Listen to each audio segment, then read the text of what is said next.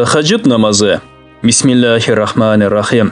Құптан намазынан кейін ұйықтабастан күтіп тұрып, же болбаса азбы көппі бір аз ұйықтап, қайра тұрып оқылчы намаз түнгі намаз деп аталады. Түн жарымынан баштап, саарлық малына чейінгі аралықта тұрып оқылчы намаз болса, тахаджуд намазы деп аталады. Тахаджуд намазы да 2 рекеттен 8 рекетке чейін оқылады.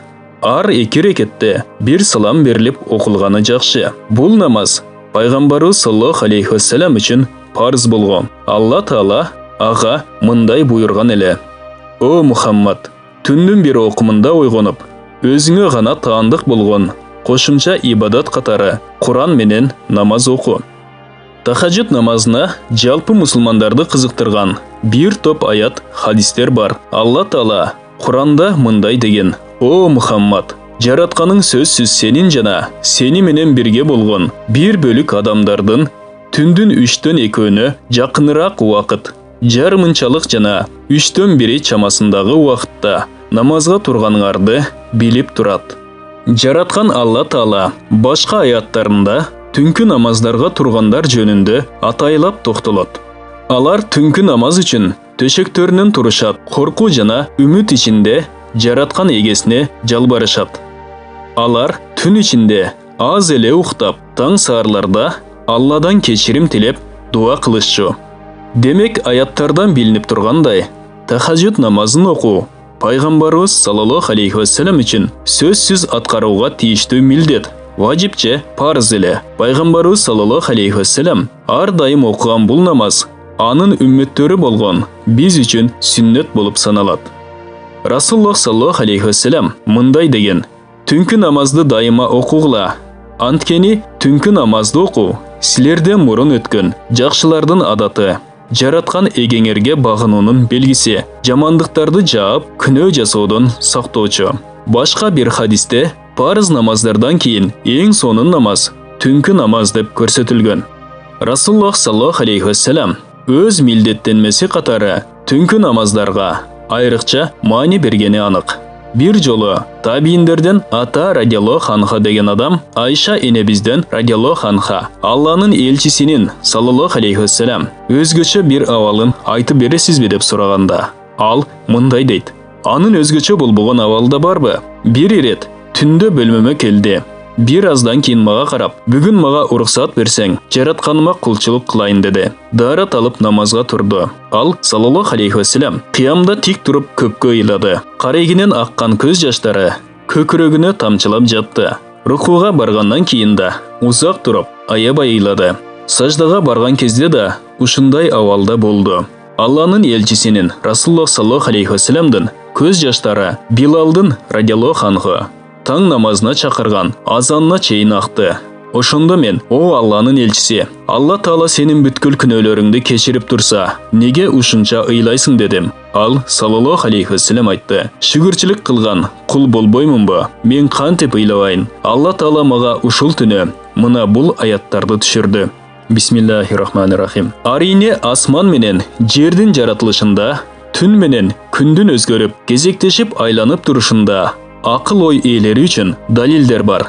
Алар тик туруп да, отуруп да, жамбаштап жатып да Алланы эскеришет жана асмандар менен жердин жаратылышы жөнүндө терең ой жүгүртүшүп: «О жараткан эгебиз, сен муну жөн эле жаратпадың. Даңк сага, сен тазасың, бизди тозоктун азабынан сактагын. О жараткан эгебиз, сен кимди отко салсаң, сөзсүз аны кор кылганың. Залимдердин эч кандай жардамчысы жок. О эгебиз, биз жаратканыңарга ыйман келтиргиле» деп чакырган чакыруучуну угаарыбыз менен ыйман келтирдик. О жараткан эгебиз, күнөөлөрүбүздү кечире көр, жамандыктарыбызды жашыра көр, жакшылардын катарында жаныбызды ала көр. О жараткан эгебиз, бизге пайгамбарларың аркылуу убада кылгандарыңды бере көр. Кыямат күнү бизди кор кылба, сен сөзсүз убадаңдан тайбайсың деп тилешет. Анан ал ушул аяттарды окуп дале терең ойлонбогондордун жайы кандай өкүнүчтүү деди. Ислам тарыхындагы бардык улуу алымдар жана имамдар да түнкү намаздарга өзгөчө көңүл бурушкан. Ашаб бин Абдуллазиз имам Малик жөнүндө мындай деген: «Бир жолу эл жаткан убакта сыртка чыктым. Малик бин Анастын үйүнүн жанынан өтүп бара жатып, анын намаз окуп жатканын байкап калдым. Ал Фатихадан кейін Такасыр сүресін оқи баштады. Анан ошол күнү берилген жакшылык берекелерден сөзсүз сураласыңар деген жерге келгенде ичкирип ыйлай баштады. Ошол аяттан чыга албай, кайра окуп ыйлай берди. Мен барчу жериме барбай, каткан бойдон угуп тура бердим.